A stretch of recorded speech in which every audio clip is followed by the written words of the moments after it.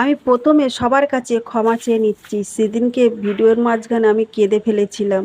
সেই ভিডিওটা আমার মা দেখে। আমার মা খুব কান্না করেছিল, বাবা মা কষ্ট পেয়েছিল। আমি সন্তান হয়ে আমি বাবা মার কষ্ট বা দুঃখ, চোখের জল আমি দেখতে পারবো না।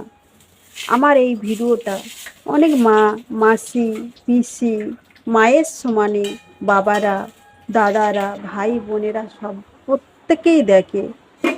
তাই আমি জীবনে যত দুঃখ আসুক না কেন, আমি যেন না কেঁদে ফেলি।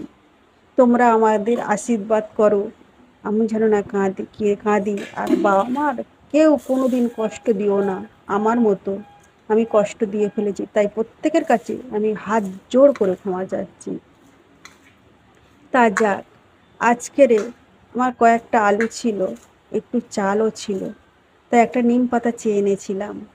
নিম পাতাটা ভাজলাম, আর আলুটা, 4টে আলু ভাতে দিলাম। ছেলের জন্য 2টে রেখে দিয়েছি, আর 2টো নিম পাতা দিয়ে মেখে ভাত খেয়ে নিলাম।